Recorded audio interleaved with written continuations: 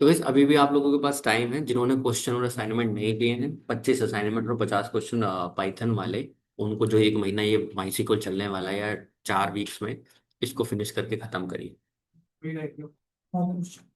ये छोड़ दिए डीएस। हाँ, 7 क्वेश्चन होंगे, वो डीएसए वाले हैं। अगर मन करे तो मेरी मानो तो अलग अलग टाइम है आपके पास, तो थोड़ा बहुत एक यूट्यूब लेक्चर पकड़ के डीएसए देख लो, थोड़ा सा, ज्यादा नहीं कह रहा मैं। ऊपर ऊपर से तो एटलीस्ट देख लो, लीफो फीफो क्या होता है, ट्री क्या होते हैं, ग्राफ क्या होते हैं। गैस 12-13 घंटे का लेक्चर, पूरा महीना लगता है। ठीक है, पाइथन से ही कर लो। नोट C++ का, इस पाइथन से ही कर लो, ठीक है। लिखे लिखाए कोड है, कोई दिक्कत वाली बात नहीं है। एक दो लेक्चर का लिंक मैं दे दूंगा आपको यूट्यूब से, उसमें से देख लो। ऐसा नहीं है तो कि हम कंप्लीटली ब्लाइंड रहते हैं कि हमें पता ही नहीं है डीएसए होता क्या है। कोई रॉकेट साइंस नहीं है, जैसे यहाँ पे कोड लिखते हो वैसे डीएसए के कोड लिखे जाते हैं, कोई दिक्कत वाली बात नहीं है। बबल शॉट वगैरह ये सब तो आइडिया रख लो थोड़ा बहुत कि भाई ये, ठीक, इतना आपको नीड नहीं है। बट होता क्या है कि कभी कभी बैठा है इंटरव्यूअर, हो सकता है पूछ ले, मूड खराब है ना, कुछ नहीं पता होता।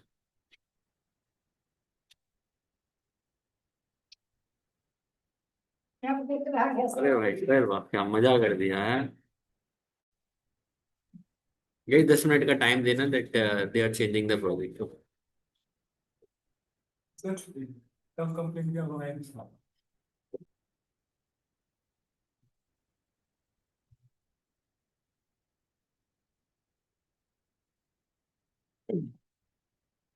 तो गाइस, कल हमने एक चीज डिस्कस की थी कि जो हमारे डेटा टाइप्स होते हैं, मतलब जो टेबल होती है वो टेबलर फॉर्म में होती है ना। मान लिया जाए ये हमारे पास एक टेबल है, ठीक। इसके अंदर हमारे पास कॉलम की वैल्यूज हैं और उसके अंदर वैल्यू, ठीक है। यहाँ पर क्या होते हैं, कॉलम के नाम। एक काम करता हूँ guys, wait.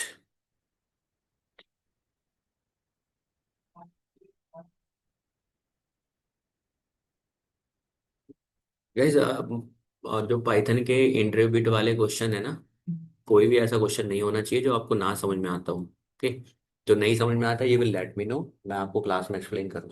Okay, not even a single one. अगर आपको लग रहा है मेमोरी मैनेजमेंट में दिक्कत है, यूनिट टेस्टिंग में दिक्कत है, एक दो क्वेश्चन है जो हमने क्लास में डिस्कस नहीं किए हैं, बट ठीक है।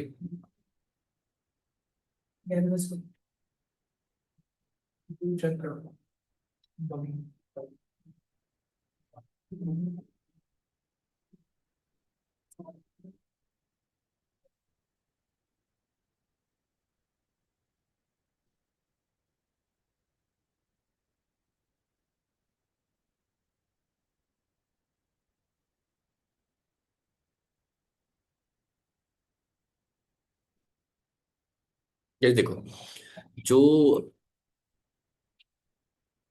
माई सीक्वल की सबसे खास बात ये है, मतलब किसी भी डेटाबेस की खास बात ये है गाइस, ठीक है, कि उसमें डेटा टाइप्स ना आपको भर भर के मिलते हैं। डेटा टाइप्स मतलब इंटीजर के अंदर ही बहुत सारे डेटा टाइप मिलते हैं। पाइथन के अंदर क्या था, बस एक इंट डेटा टाइप था, उसमें नंबर स्टोर कर लेते, नेगेटिव हो पॉजिटिव हो कैसा भी हो, सारे के सारे आ जाते थे इंटीजर के अंदर। बट यहाँ पे ऐसा नहीं होगा, क्यों नहीं होगा? क्योंकि गाइज यहाँ पे मैंने कल आपको बताया था, यहाँ पे लग रहे हैं आपके पैसे। डेटाबेस अगर आपको खरीदना है किसी सर्वर के अंदर, तो इसका मतलब ये हुआ कि जितना डेटाबेस हम खरीदेंगे उतना ज्यादा हमें अमाउंट पे करना। अब अननेसेसरी डेटा नहीं भर सकते। मैंने कल आपको ये बात बताई थी कि सेम डेटा को आप 100 GB में भर दो और सेम डेटा को आप 20 GB में भर दो, ठीक है, इतनी सी बात है और कोई बात नहीं है। और बेस्ट पार्ट ये भी है कि your data is only as good as how it is stored. तो ये बात बिल्कुल कंफर्म, डेटा आपका तभी तक अच्छा है जब तक कि ये आपको पता है कि किस तरह से उसको स्टोर किया गया, ठीक है। अब गाइस यहाँ पे इस टेबल को ध्यान से देखते हैं। ये हमारे पास एक टेबल है, हमारा डेटा जो माई के अंदर होता है वो सीक्वल डेटा स्ट्रक्चर होता है और जो टेबुलर फॉर्म में ही होता है। अब टेबल जो होती है हमारी इस तरह से दिखती है। अब इसमें कितने भी कॉलम हो, 4,000 कॉलम हो, 5,000 कॉलम हो, हालांकि इतने नहीं होते हैं, हम सॉरी, कम ही होते हैं। 200-250 तक भी आ जाते हैं, बट इतने नहीं होते हैं, क्योंकि गाइस फिर डेटा की रिडंडेंसी बहुत ज्यादा हो जाती है, कॉम्प्लिकेटेड चीजें हो जाती है, ठीक है। तो ये जो डेटा होता है ना, ये जो हमारी टेबल होती है, इसको दो पार्ट में, दो टुकड़ों में तोड़ा जाता है। दो टुकड़ों में तोड़ने के लिए पहला तोड़ा जाता है, ये लाइन ऊपर वाली अलग कर दी मैंने, स्पेशली आपको कॉलम के नाम दिख रहे हैं, बट ये कॉलम के नाम नहीं है खाली, इसमें और भी चीजें होती हैं। तो इसको बोलते हैं हम टेबल का स्ट्रक्चर। डेटा जाने से पहले वो कहाँ जाता है, टेबल का स्ट्रक्चर तैयार होता है, उसके बाद डेटा जाता है। ठीक है, जिसको हम कहते हैं स्कीमा, या फिर आप इसको बोल सकते हो टेबल स्ट्रक्चर या फिर स्कीमा। आपने देखा होगा कि कल एक बात कर रहे थे कि हम सीक्वल में मतलब रिलेशनल में और नो सीक्वल डेटाबेस में क्या डिफरेंस होता है, कि भाई आपका प्री डिफाइंड स्कीमा नहीं होता है कहाँ पर, नो सीक्वल के अंदर। यहाँ पर प्री डिफाइंड स्कीमा है। पहले क्या बनाया जाएगा, प्री डिफाइंड स्कीमा बनाया जाएगा, टेबल का स्ट्रक्चर बनाया जाएगा। आफ्टर दैट डेटा उसके अंदर जाएगा, और वो स्कीमा जो रूल डिसाइड करेगा इस डेटा को वो रूल फॉलो करने। ऐसा नहीं हो सकता कि अगर ये वैल्यू के और वैल्यू को स्टोर आप कराते हो तो अगली वैल्यू भी उसी तरह की होनी चाहिए। अगर हमने कह दिया कि भाई इसमें कैरेक्टर आएगा तो अगले में भी कैरेक्टर ही आएगा, आप चेंज नहीं कर सकते इस रूल को डायनेमिक टाइम पे। तो इसके लिए आपको अगर रूल बदलना है तो पूरा का पूरा ग्रेड का रूल बदलना पड़ेगा आपको। इसीलिए इसको क्या बोला जाता है, स्ट्रक्चर्ड, कि भाई जो हमारा स्ट्रक्चर्ड है पहले डिसाइड हो रहा है, उसके बाद डेटा उसके अंदर जा। ठीक है guys? अब ये जो स्ट्रक्चर होता है आपका किस किस चीजों से मिलकर बनता है, a data type in a MySQL defines the kind of value a column can hold, such as integers, floating point, numbers, strings, dates और बाइनरी डेटा। कि भाई ये जो कॉलम है किस तरह की वैल्यू को होल्ड करेगा उसी को हम क्या कह रहे हैं, डेटा टाइप। तो जो पाइथन के अंदर डेटा टाइप होते हैं guys, आपके वही होते हैं, फ्लोट होते हैं, इंट होता है और स्ट्रिंग्स होते हैं।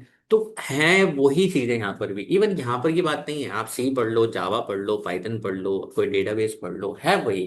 कहीं पर उसके नाम चेंज हो रहे हैं, कहीं पर उसको फ्लोट कह दे रहे हैं, कहीं हम उसको स्ट्रिंग कह दे रहे हैं, कहीं हम उसको वैरचर कह दे रहे हैं, बस उसके थोड़ा बहुत नाम चेंज हो रहे हैं और उनको थोड़ा करने का तरीका अलग हो रहा है, only this is the difference.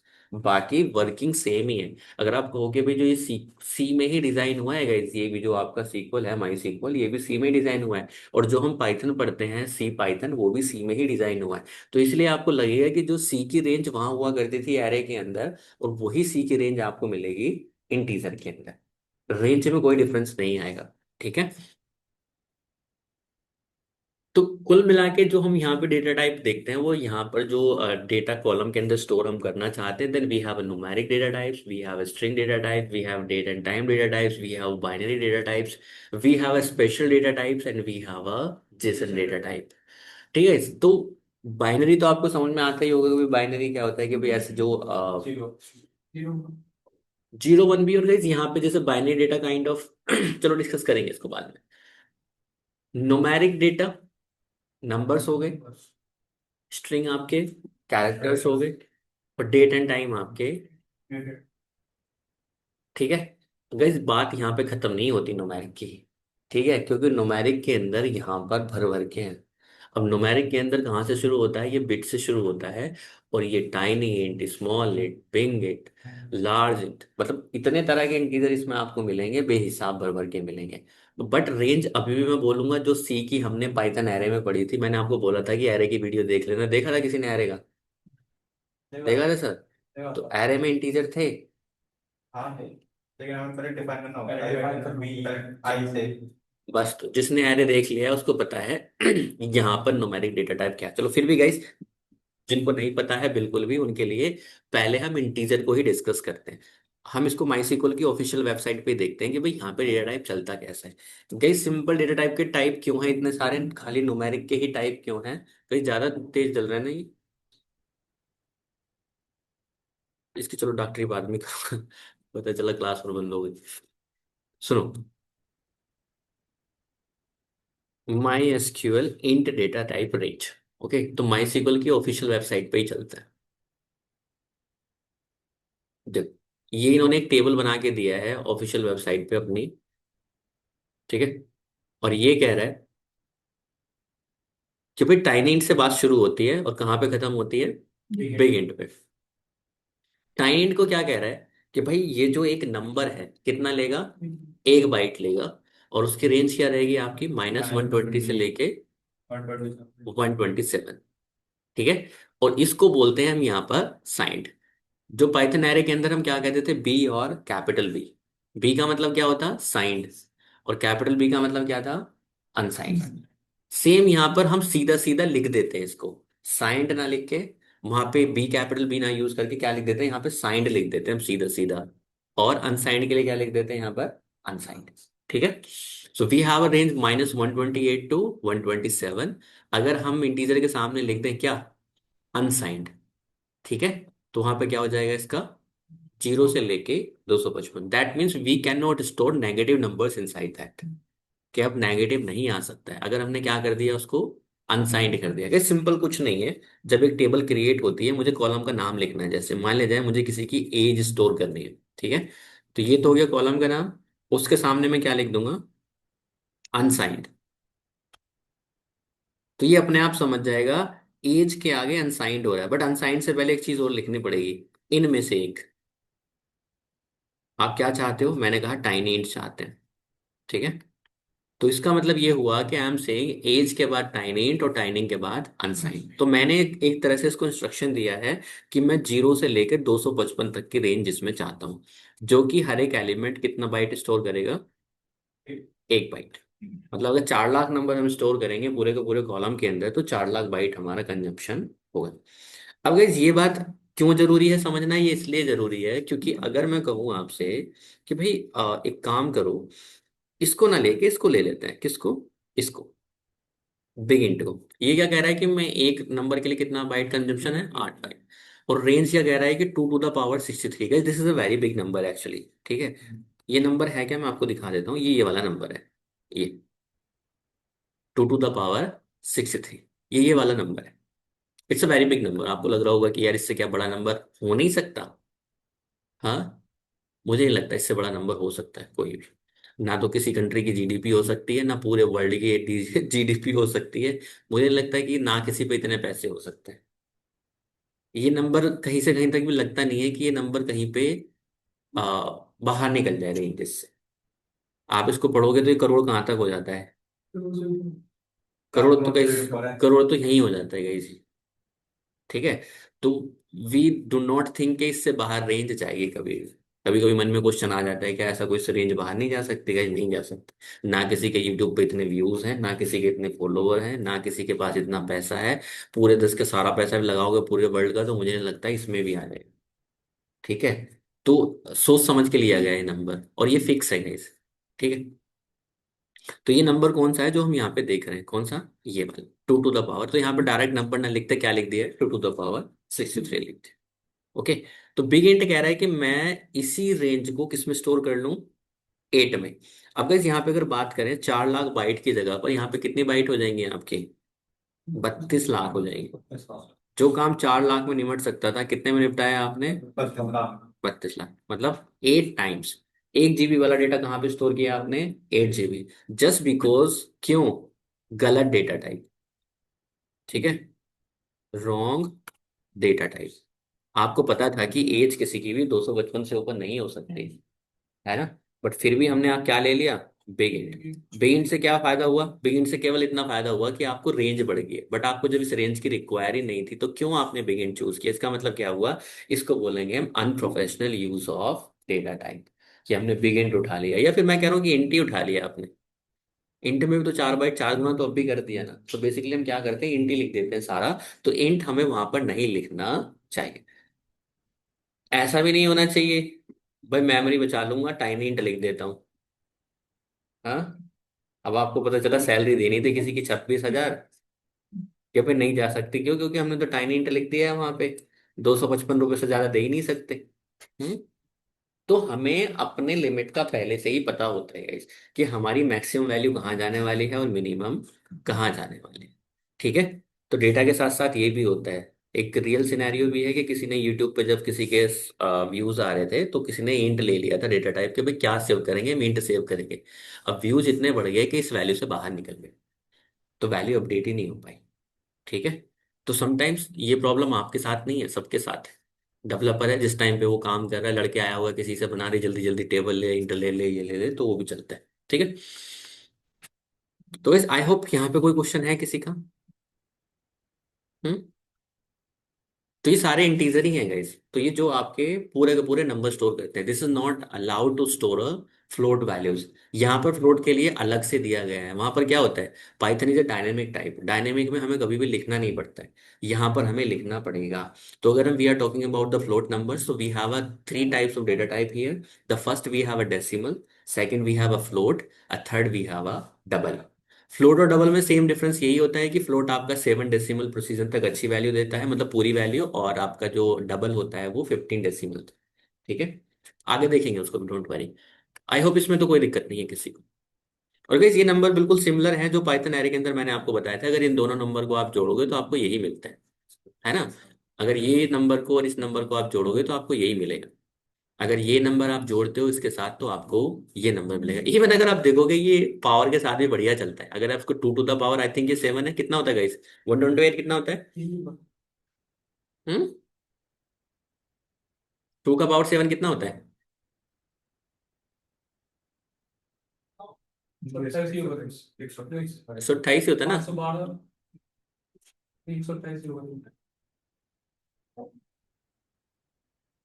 128 ही होगा ना। हाँ, 2 टू द पावर 7 हुआ। और ये क्या हुआ, 2 टू द पावर 7 - 1। तो इसीलिए आपको यहाँ पे जो दिख रहा है ना 2 टू द पावर 63, और ये क्या दिख रहा है, 2 टू द पावर 63 - 1। तो ये 7 हो गया। अगर इसमें 8 जोड़ दो आप, +8, ठीक है। और ये हो जाएगा guys 2 to the power, I think, 8 -1। कितना हुआ ये 255 है ना गाइस। तो ये कितना हुआ, 2 टू द पावर 8 - 1।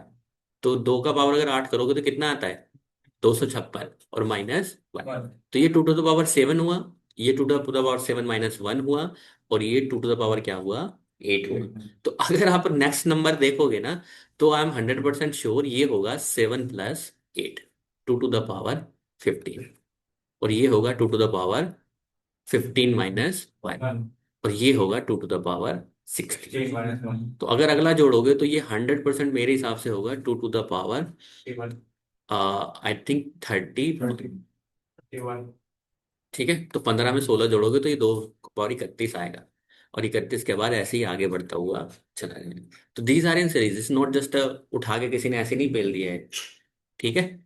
तो अगर आप बाइनरी सिस्टम समझोगे कभी कंप्यूटर को किस तरह काम करता है, देन यू विल रियलाइज हाँ ये नंबर कुछ सोच समझ के ही दिए गए। ठीक है।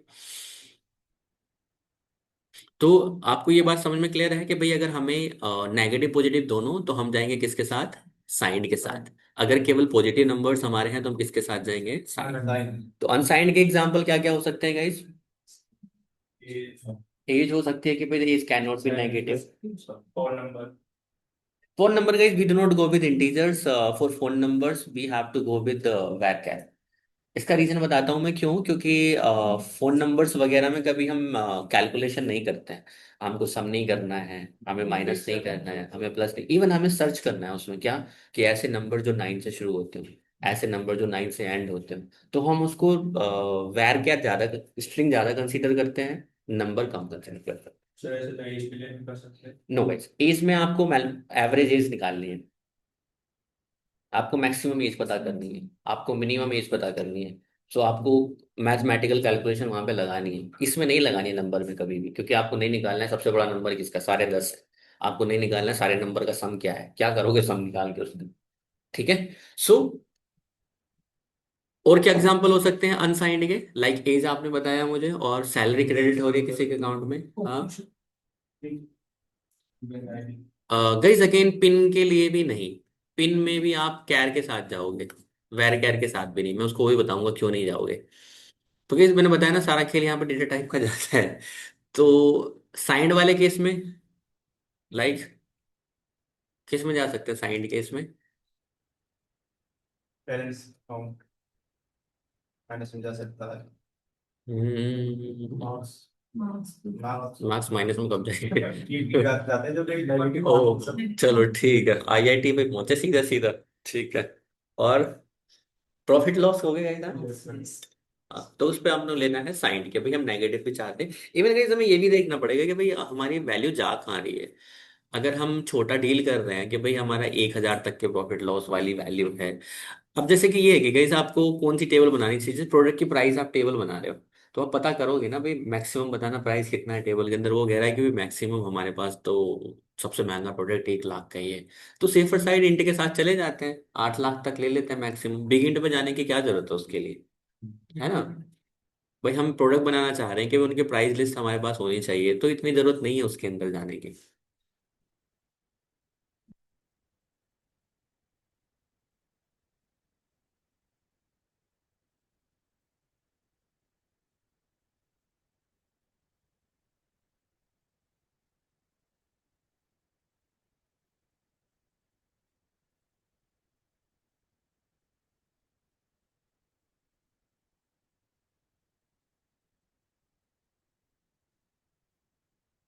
ओके,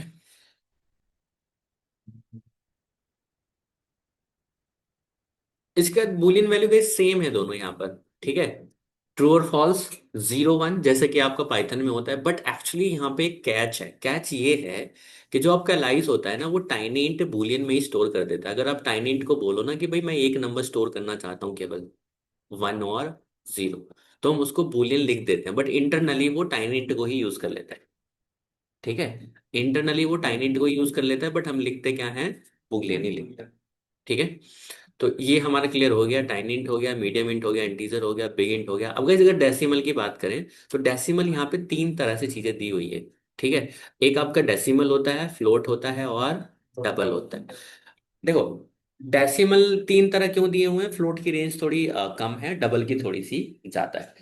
बट डेसिमल का क्या मतलब है, डेसिमल का मतलब ये है कि गाइस अगर हमें कभी फाइनेंशियल डेटा पे काम करना पड़ा, तो हम नहीं चाहेंगे जो डेसिमल के बाद की वैल्यू है वो राउंड अप हो जाए, ठीक है। राउंड अप का मतलब क्या है कि जैसे कि 0.99 है, 6.99 वो 7 ना हो जाए। क्यों, क्योंकि भाई रुपए पैसे की बात चल रही है। आप कह रहे हो किसी के अकाउंट में 6,99,000 रुपए, तो 7 लाख नहीं कर सकते ना उसको। तो हम वहां पर क्या यूज करते हैं, डेसिमल। बट अगर हमें लग रहा है कि भाई फ्लोट या डेसिमल मतलब डबल के जहां पर वैल्यू क्या है राउंड अप हो जाए, तो कोई फर्क नहीं पड़ रहा। जैसे कि हम कोई राउंड बिल बना रहे हैं किसी उसका, तो दैट वर्क्स। तो आई होप समझ में आएगी बात। और ये क्या कह रहा है कि एक्यूरेट टू 7 डेसिमल प्लेसेस और एक्यूरेट टू 15 डेसिमल प्लेसेस, बस इनकी रेंज ज्यादा है, ठीक है। This is the only difference कि भाई इसकी रेंज ज्यादा है। और आप यहाँ पे 5,2 क्या कह रहे हैं, 5,2 ये कह रहे हैं कि भाई यहाँ पे 5 नंबर आप पहले लेना चाहते हैं डेसिमल के, और 2 बाद में लेना चाहते हैं, ठीक है। और स्पेशली गाइस आपने देखा होगा जितने भी आपके डेटा होते हैं 2 डेसिमल तक ही चलते हैं, 2 से ज्यादा कहीं डेटा स्टोर नहीं होता। अब किसी को चांद पे जाना हो बिल्कुल, तो वो अलग बात है, ठीक है। हाँ, गाइस यहाँ पे आती है बात कैर और वैर कैर, ठीक है। सबसे पहली बात, कैर और वैर कैर, ये स्ट्रिंग डेटा टाइप होते हैं आपके। जैसे पाइथन में आपके स्ट्रिंग होते हैं, यहाँ पर क्या होते हैं, ये आपके कैर होते हैं और वैर कैर होते हैं। तो ये कह रहा है कि कैर की रेंज जो होती है वो 0 से लेके 255 होती है, और वैर कैर की रेंज क्या होती है, 0 से लेके 65,535। तो अगर ध्यान से देखोगे, ये इंटीजर की रेंज है, ये भी वही है, 65,535, सेम वो है। बट यहाँ पे नंबर्स हैं और यहाँ पे क्या है, कैरेक्टर्स है। इस चीज का ध्यान रखेंगे यहाँ पर कि भाई कैरेक्टर्स का मतलब कैरेक्टर ही है, बाइट साइज से कोई लेना देना उसका नहीं है। बट समटाइम्स ये भी पॉसिबल है, अब आप कहोगे भाई इसमें कितना बाइट साइज ऑक्यूपाई करेगा, यार डिपेंड करेगा ये कैरेक्टर के ऊपर। कैरेक्टर के ऊपर किस तरह का कैरेक्टर है। एस्काई वैल्यू आपने सुनी है, एस्काई वैल्यू होती है ना, कि भाई जो आपका ए होता है स्मॉल वाला, उसकी क्या होती है 97, जो कैपिटल ए होता है उसकी कितनी होती है 65। तो अगर मैं कहूँ, लेकिन पहले तो दोनों में अंतर पूछो, इंटरव्यू का भी इंपॉर्टेंट क्वेश्चन है, कैर और वैर कैर में क्या डिफरेंस होते हैं। मान लीजिए हमने कॉलम बनाया है, ठीक है। कॉलम का नाम रख दिया हमने पिन, पिन कोड।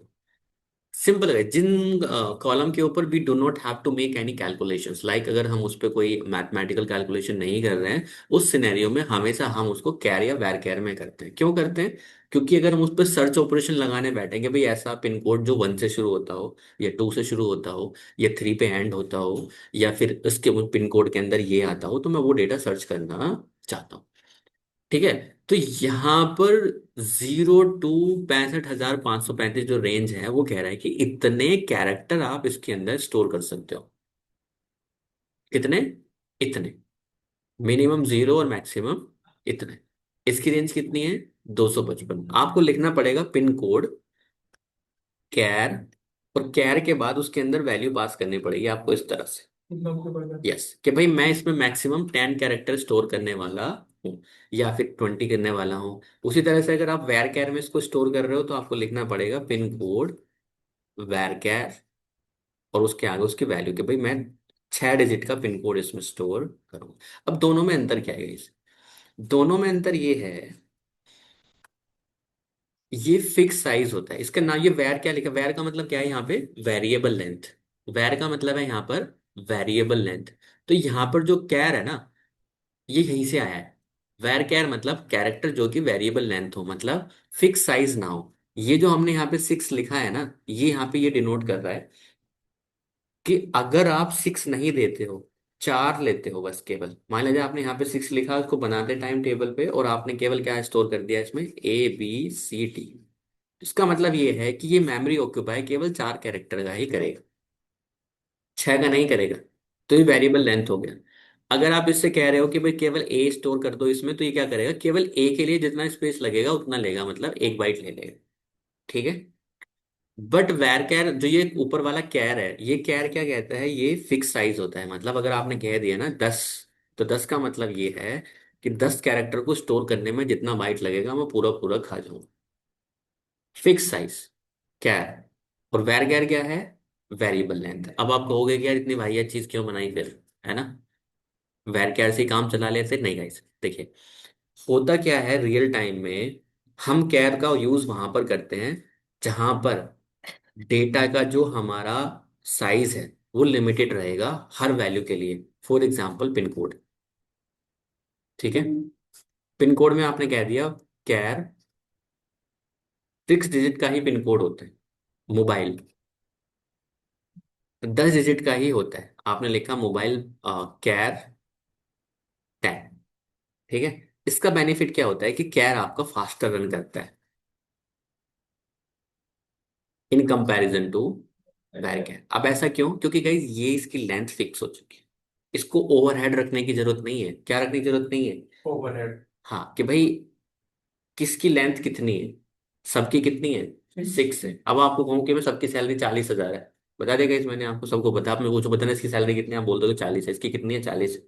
अब मैं आपको बोलूंगी सबकी सैलरी अलग अलग है, टाइम लगेगा कि नहीं लगेगा?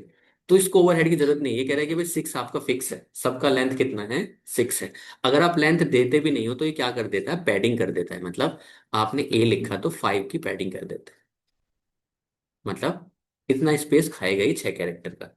अब बात आती है कि स्पेस कितना खाएगा गाइस। स्पेस डिपेंड करता है आपके कैरेक्टर्स पे। एस का वैल्यू जितने भी होते हैं आपके UTF आई थिंक 16 के अंदर, ये एक कैरेक्टर एक ही बाइट खाता है। हम बात कर रहे हैं ABC नंबर्स इस तरह का। अगर आप कहोगे भी मैं इमोजीज के अंदर स्टोर कर दूं, तो गाइस ये 3 बाइट या 4 बाइट खा जाएगा। समझे बात को? आपने लिखा वैर कैर 6, वेर कैर 6, आपने लिख दिया यहाँ पर ABCDE, 1 2 3 4 5 हो गए। तो यहाँ तक तो ये 5 बाइट खा जाएगा। बट अगर आपने एक इमोजी इंसर्ट कर दी इसके अंदर, तो ये 3 बाइट और खा जाएगा। तो कुल मिला के टोटल कितना हो जाएगा, 8 बाइट। आपके चाइनीज कैरेक्टर आपने घुसेड़ दिए, जापानीज कैरेक्टर आपने घुसेड़ दिए, तो डिपेंड करेगा कैरेक्टर के टाइप पे। ऐसा रियल टाइम में वैसे होता नहीं है guys। क्या होता है ऐसा कि कोई फाइल हो आपके पास एक्सेल की और वहां पर एक इमोजी रखी हो उसमें, नाम में, नहीं होता ना। तो बट ये मुझे समझाने का काम है कि यहाँ पे वैरचैर का मतलब नंबर ऑफ कैरेक्टर की बात चल रही है, बाइट्स की बात नहीं चल रही। ठीक है। तो यहाँ पर जो 255 है, ये क्या है, कैरेक्टर। बट यार यहाँ पे, हाँ ठीक है, कैर हो गया, वैर कैर हो गया। बाइनरी स्ट्रिंग्स का इज लाइक, आप होते ना वो जो उस तरह सा डेटा कुछ हो जाता बाइनरी में। आई थिंक समझ रहे हो मेरी बात को, जो पाइथन से आए होंगे मेरे साथ। बाइनरी, बाइनरी डेटा की बात चल रही है और कुछ नहीं है। ठीक है। बट यहाँ पे एक चीज अलग है। बाइनरी और वेर बाइनरी मतलब कैसा डेटा होता है कि जैसे कि आपकी कोई इमेज वगैरह होती है ना, तो वो बाइनरी इमेज ही होती है, मतलब बाइनरी फाइल ही होती है। टेक्स्ट तो है नहीं वो, तो हम उसको किस में स्टोर करते हैं, बाइनरी में। अगर फाइलें बड़ी हो जाती हैं हम उन्हीं को जाके क्या कह देते हैं, ब्लोब कह देते हैं। मतलब बहुत बड़ी वीडियो फाइल है, या फिर इस तरह की ऑडियो फाइल है। तो ये कह रहा है कि मैक्सिमम कितना डेटा स्टोर कर सकता है ये, 4 GB। आपने कभी कभी देखा होगा कि आप वेबसाइट पे डेटा अपलोड करते हो तो वो बता देता है कि लिमिट इतना ही है इसका। तो वो यही बात है कि हमने कितना उसको साइज ऑक्यूपाई किया है। टेक्स्ट भी मान लिया जाए, इससे हमारा काम नहीं बन पा रहा है, ठीक है। तो बड़ी बड़ी फाइलें हैं, जैसे कि हॉस्पिटल्स में डॉक्टर्स की समरी हैं, आजकल कोर्ट केसेस चलते हैं, कोर्ट केसेस चले जा रहे हैं 20 साल से 25 साल से। तो हम उनको ऑनलाइन लेके आ रहे हैं, तो वहां पर भी अगर फाइल साइज 4 GB तक ये सपोर्ट कर सकते हैं, ठीक है। तो वहां पे ये हमारा टेक्स्ट डेटा टाइप है, ब्लॉब फॉर बाइनरी डेटा के लिए है, इमेज वीडियो वगैरह के लिए। और ये आपका इनम। इनम क्या होता है? कभी कभी हम चाहते हैं प्री डिफाइंड डेटा सेट में, इस स्ट्रक्चर्ड की खासियत यही है, वी वांट गलती कम से कम होनी चाहिए, गलती कम से कम होनी चाहिए। अगर हमें ये पता है कि किसी कॉलम के अंदर 4 ही वैल्यू आ सकती हैं, या तो या 2 ही आ सकती हैं, आपने कहा लार्ज आ सकती है या फिर मीडियम आ सकती है, तो मैं यहाँ पे बोल दूंगा इनम। इनम मतलब, इनम का मतलब ये है कि या तो लार्ज आ सकता है उसमें या फिर मीडियम। तो मैं फिक्स कर दूंगा। मैं यहाँ पे क्या लिखूंगा? यहाँ पे सिंपल मुझे कुछ नहीं लिखना, यहाँ पे लिखना है इनम। और इनम के अंदर लार्ज लिख दिया, और क्या लिख दिया? मीडियम लिख दिया। तो इसका मतलब क्या हुआ? इसका मतलब ये हुआ कि जब इसमें डेटा आप एंट्री करोगे ना उस कॉलम के अंदर, वो अगर आपने स्पेलिंग में मिस्टेक कर दी लार्ज की, तो वो आपको एंट्री नहीं करने देगा, वो मना कर देगा, बोला कि या तो लार्ज आएगा या फिर मीडियम आएगा, इसके अलावा और कुछ आएगा ही नहीं उस कॉलम के अंदर। तो ये सेट हम बना देते हैं यहाँ पर। ये सेट भी कुछ कुछ ऐसा ही है गाइस। तो हमने ये सेट यहाँ पे बना दिया, इनम वाला सेट, कि भाई यहाँ पे लार्ज आपका इस तरह से काम करेगा। समझ में आ गई बात? सो एक बार इस फाइल को दोबारा से देख लेना गाइस। यहाँ पे डेटा टाइप भर भर के हैं, क्यों है? क्योंकि डेटा भी बचाना है, एक्यूरेसी भी रखनी है, और डेटा का साइज भी ज्यादा नहीं होने देना, क्योंकि हर बात यहाँ पे गाइस पैसे पे ही टिकी है, ठीक है। अब बात आते गई, सीधा चलते हैं date and time. Date and time भी यहाँ पे भर भर के हैं, ठीक है। ऐसा नहीं कि बस डेट है, नहीं। इवन आप बिलीव नहीं करोगे, इसमें इतने सारे फंक्शन हैं डेट एंड टाइम के अंदर, इसीलिए क्योंकि डेटा को अननेसेसरी भी स्टोर नहीं करना है। उसका रीजन क्या है होने का? मैं आपको एक रीजन बताता हूँ साफ साफ। रीजन ये है, आपने डेट कॉलम स्टोर कर दिया, ठीक है। अब ना तो आप इसमें अलग से ईयर बनाएंगे, ना अलग से मंथ बनाएंगे, ना अलग से आप डेट बनाओगे। सारी की सारी चीजें किससे एक्सट्रैक्ट करोगे? डेट से ही एक्सट्रैक्ट करोगे। क्यों? क्योंकि अगर नया कॉलम बना के वहां पे रखोगे तो क्या प्रॉब्लम होगी? डेटा आपके पास साइज ज्यादा होगा कि नहीं होगा? आप कहने लगो कि भाई एक डे वाला कॉलम अलग से बना लेते हैं यहाँ पर, हाँ, टाइम वाला अलग से बना लेते हैं यहाँ पर, या ईयर वाला अलग से बना लेते हैं यहाँ पे। नहीं, ऐसा नहीं करते हैं। क्यों नहीं करते हैं? क्योंकि डे वाले के लिए फिर आपको साइज चाहिए, टाइम के लिए फिर आपको अलग से चाहिए, और डेट के लिए अलग से चाहिए। तो हम क्या करते हैं, केवल एक ही कॉलम रखते हैं, डेट का कॉलम। इसी से हम फंक्शन लगा के डे निकाल सकते हैं, इसी से हम टाइम निकाल सकते हैं, और इसी से हम अदर वैल्यूज निकाल सकते हैं। तो यहाँ पे एक डेटा टाइप होता है आपका डेट, एक होता है आपका डेट टाइम, एक होता है आपका टाइम स्टैम्प, एक होता है आपका टाइम, और एक होता है आपका ईयर। सबको पता चल रहा होगा इस क्या क्या है, ठीक है। इवन यहाँ पर रेंज भी डिसाइड है, इसमें ज़्यादा टेंशन वाली बात नहीं है हमारे लिए। I don't know whether guys, because this file के बारे में मुझे इतना नहीं पता है कि ये फिक्स सही लिखी है नहीं लिखी है। हालांकि सही लिखी होंगी। 9012051 कह रहा है कि इतना ईयर से लेके इतने ईयर के बीच में वैल्यू जो है वो स्टोर कर सकता है, ठीक है। 1901 से लेके ये रेंज कह रहा है टाइम की, कि इतना माइनस से लेके इतना पॉजिटिव तक स्टोर कर सकते हो। डेट एंड टाइप के अंदर कह रहा है कि भाई डेट एंड टाइम, डेट के साथ साथ आपका टाइम भी इसके अंदर आता है। तो ये कह रहा है कि इस वाली रेंज से लेके इस वाली रेंज तक टाइम आ सकता है। डेट के अंदर कह रहा है कि इतना टाइम से लेके डेट से लेके ये डेट तक इसके अंदर आ सकता है। कौन ही करेगा इतनी बड़ी डेट? 9999 सन तक तो आपका 999 बार जन्म हो चुका होगा, ठीक है। तो ये आपके गए सारे के सारे क्या हैं? डेटा टाइप्स हैं जो आप टेबल बनाते टाइम देते हो। जो आपकी टेबल होती है ना, ये फंक्शन तो गए हम बाद में ही देखेंगे, फंक्शन की भी हमें इतनी जरूरत नहीं है, ठीक है।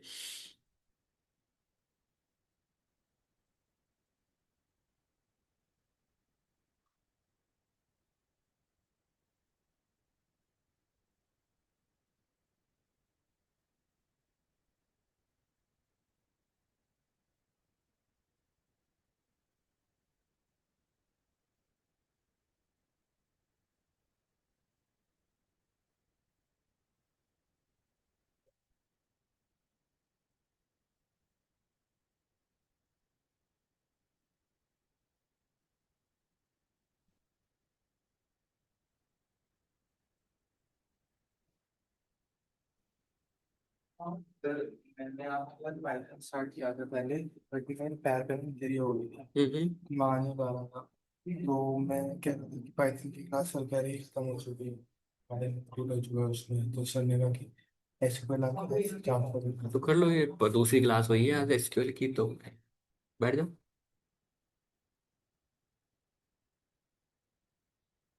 बस ठीक है, तो ये आपके डेटा टाइप हो गए। अब डेटा टाइप के बाद जो आपका स्ट्रक्चर होता है ना गाइस, दो चीजों से मिलके बनता है। ये जो भी हमने स्ट्रक्चर की बात कर रहे हैं ना, ये वाला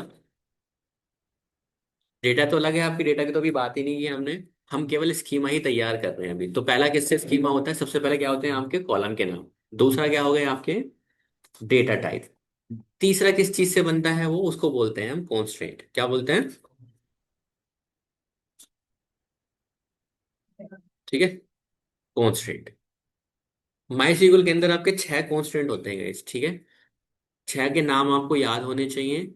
और इंटरव्यू में पूछे जाते हैं कि भाई छह कॉन्स्टेंट के नाम आप बताइए।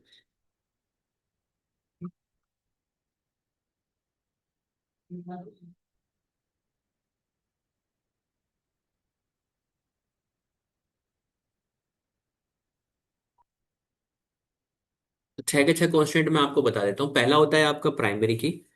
ओके। दूसरा होता है आपका यूनिक की। तीसरा आता है आपका नॉट नल। चौथा होता है आपका चेक। पांचवा होता है डिफॉल्ट। और छठा होता है आपका फॉरेन की। ठीक है। अब guys देखो, इनके नाम से ही पता चल रहा है ऐसा कौन सा जो आपको नहीं समझ में आ रहा होगा। केवल छठा नहीं समझ में आ रहा होगा आपको, या फिर पहला नहीं समझ में आ रहा होगा। बाकी दूसरा तीसरा चौथा पांचवा। हम्म। हाँ जी सर, समझाइए। दूसरा तीसरा चौथा पांचवा समझाइए, क्या कह रहे हैं? यूनिक मतलब पाइथन सेम पढ़ ना चुके हो। हो तो इतना तो एक्सपेक्ट कर ही सकता हूँ मैं आपसे। यूनिक मतलब सेम नहीं होना चाहिए, बट हाँ, सेम नहीं होने चाहिए। नॉट खाली एम्प्टी नहीं होना चाहिए। खाली नहीं होता, हाँ ठीक है। चेक और डिफॉल्ट। डिफॉल्ट कोई वैल्यू डिफॉल्ट सेट कर दिया, उस पर कोई वैल्यू। सेट करेंगे तो हाँ, कि सेट अगर करनी चाहिए। चेक वैल्यू उसमें वैल्यू सेट करनी है, ठीक है। चलो गाइस, फिर भी मैं एक बार ऊपर से ही स्टार्ट करते हैं गाइस। प्राइमरी से ही स्टार्ट करते हैं, ज्यादा बड़ा डिफिकल्ट नहीं है टॉपिक, सिंपल सा है ये। देखो, प्राइमरी का मतलब ये होता है, आपने कहा कि एक कॉलम है हमारे पास, एम्प्लॉय आईडी। एम्प्लॉय आईडी बना लिया आपने। हम कह रहे हैं कि ये कॉलम प्राइमरी की है। इसी पहले लिखोगे आप कॉलम का नाम, उसके बाद उसका डेटा टाइप। मान लिया जाए ये डेटा टाइप क्या रहेगा इसका, इंटीजर। उसके बाद क्या लिखोगे, या सही से ही लिखता हूं मैं इसको, ठीक है। सिंटेक्स क्या रहेगा, यहाँ पे आप लिखोगे क्रिएट टेबल एम्प्लॉय। यहाँ से आप एक कॉलम का नाम लिखोगे। मैं करूंगा कि हम एक कॉलम बना रहे हैं, EMP_ID, इस कॉलम का नाम है। कॉलम का नाम आ गया पहले। उसके बाद हम क्या लिखेंगे यहाँ पर, उसका डेटा टाइप। डेटा टाइप क्या लग रहा है कि हमें हमारे एम्प्लॉय इंट वैल्यू के अंदर आ सकते हैं, तो हमने क्या लिख दिया यहाँ पर, इंटीजर। उसके बाद हमें कॉन्स्टेंट लगाना है। कॉन्स्टेंट का इज ऑप्शनल होता है, आपको जरूरत है तो लगाइए, नहीं जरूरत है तो मत लगाइए। बट ये दोनों ऑप्शनल नहीं है, ये मैंडेटरी होते हैं। कॉलम का नाम होना और उसका डेटा टाइप होना दोनों मस्ट मस्ट होने चाहिए। After that what we are doing here, we are saying that यहाँ पे इंटीजर है, और इंटीजर के बाद हम यहाँ पे कॉन्स्टेंट लगाते हैं, और हम इसको कहते हैं कि ये क्या है आपका, प्राइमरी की। प्राइमरी की का मतलब ये है कि हमने ये रूल लगाया है इसके ऊपर। Guys exactly these are just rules. Constant क्या बोलते हैं? Constants are rules that force some rules on the table. Simple सी बात है, कोई रूल आप अप्लाई कर रहे हो कॉन्स्टेंट लगा के। तो प्राइमरी की के अंदर मैं कह रहा हूँ, ये वैल्यू जब भी डेटा के अंदर नई वैल्यू आएगी इस कॉलम के अंदर, पहली बात वो डुप्लीकेट नहीं होनी चाहिए। एक बार वन आ गया तो दोबारा वन नहीं आएगा। दूसरी बात, ब्लैंक नहीं हो सकता, मतलब नल वैल्यू नहीं आ सकती। कोई ना कोई वैल्यू, चाहे 10 दीजिए 20 दीजिए, कुछ भी दीजिए, ब्लैंक नहीं हो सकती। और वन दोबारा नहीं आ सकता। तो इसकी दो प्रॉपर्टी होती है, पहला कौन सा, डुप्लीकेट और नॉट नल। डुप्लीकेट नहीं हो सकता, और क्या नहीं हो सकता, नल नहीं हो सकती। तो प्राइमरी का मतलब समझ में आएगा इस, एक टेबल के अंदर केवल एक ही प्राइमरी की हो सकती है, किसी पे भी आप लगा लो। ईमेल पे लगा लो, आधार पे लगा लो, पैन पे लगा लो, whatever you think that this could be a unique. Bank के अंदर आप कस्टमर आईडी प्रोवाइड कर दिए, that is a primary key. Second unique, एक प्रॉपर्टी प्राइमरी की है उसमें कि डेटा शुड बी कैसा, यूनिक। बट यहाँ पे एक आपको फ्लेक्सिबिलिटी मिलती है कि वैल्यू नल हो सकती है, पर डुप्लीकेट नहीं हो सकते। क्लियर है? नॉट नल क्या कह रहा है? वैल्यू ब्लैंक नहीं हो सकती। ठीक है, वैल्यू ब्लैंक नहीं हो सकती बट डुप्लीकेट हो सकती है। अगर हम यहाँ पे इसको लिख दें यूनिक प्लस नॉट नल, तो इसका मतलब क्या हुआ गाइस, वो प्राइमरी की ही बन गई एक तरह से।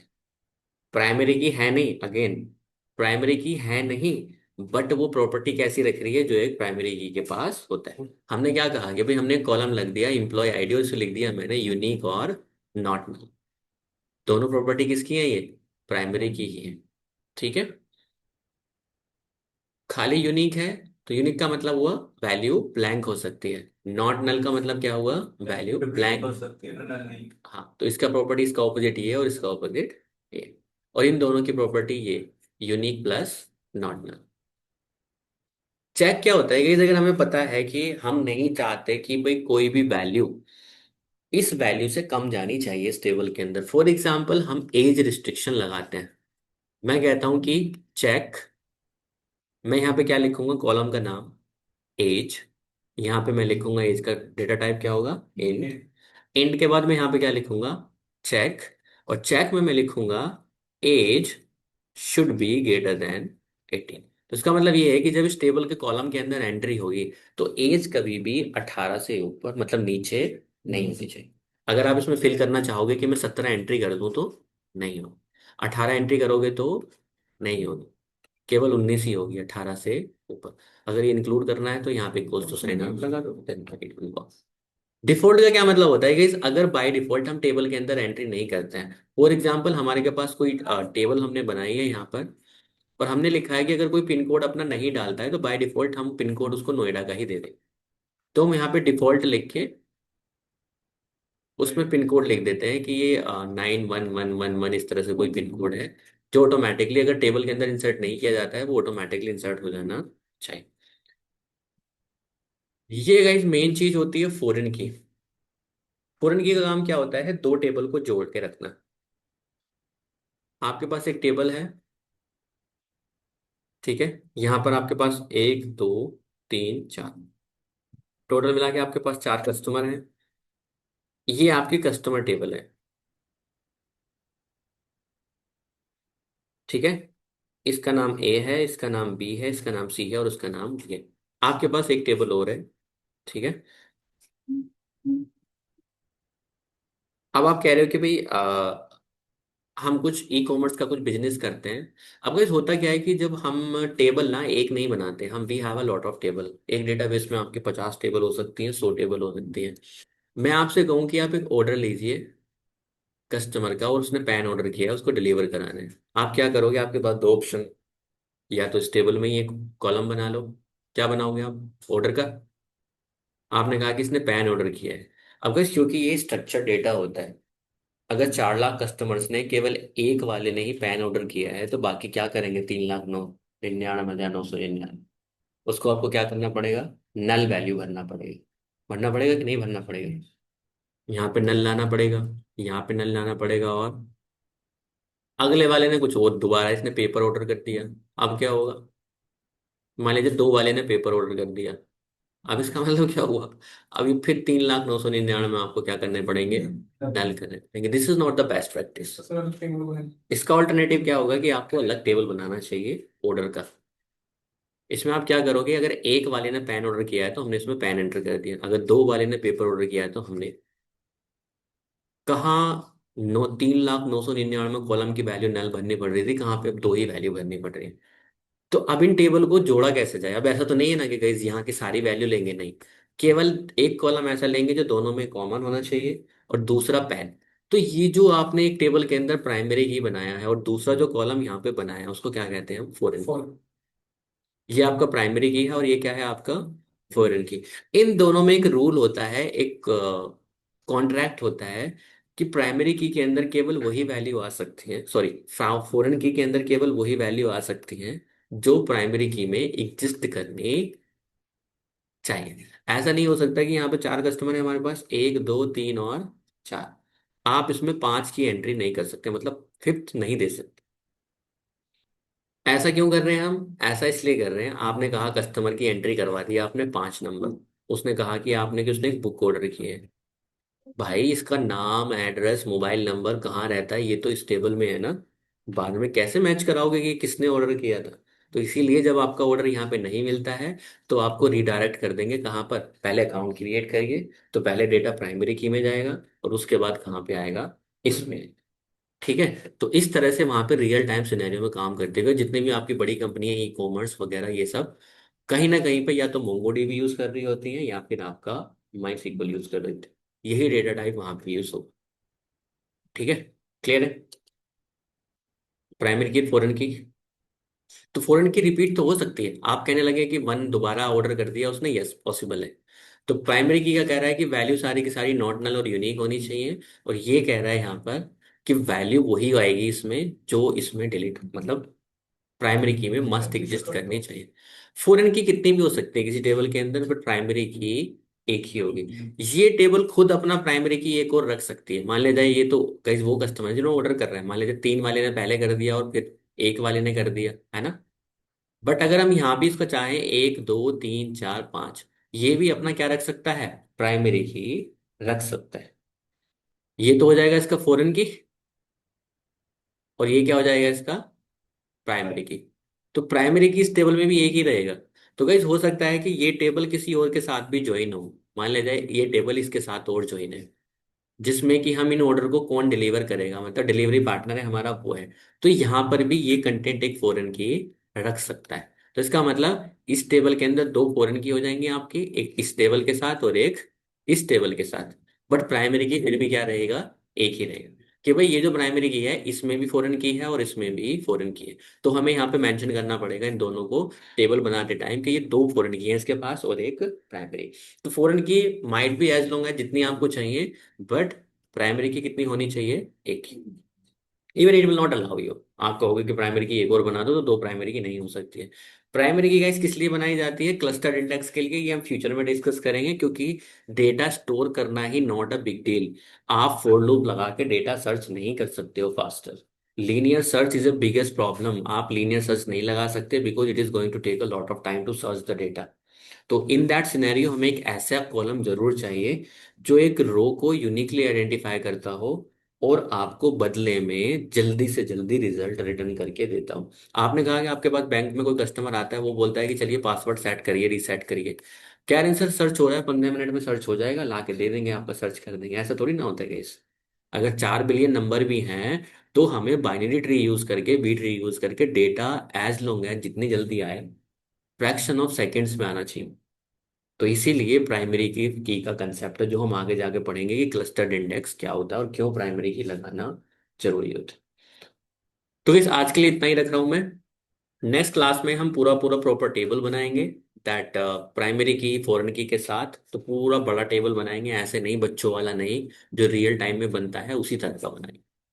ओके, यहाँ तक कोई क्वेश्चन हो किसी का तो पूछ लीजिए, that you have a doubt, that is okay.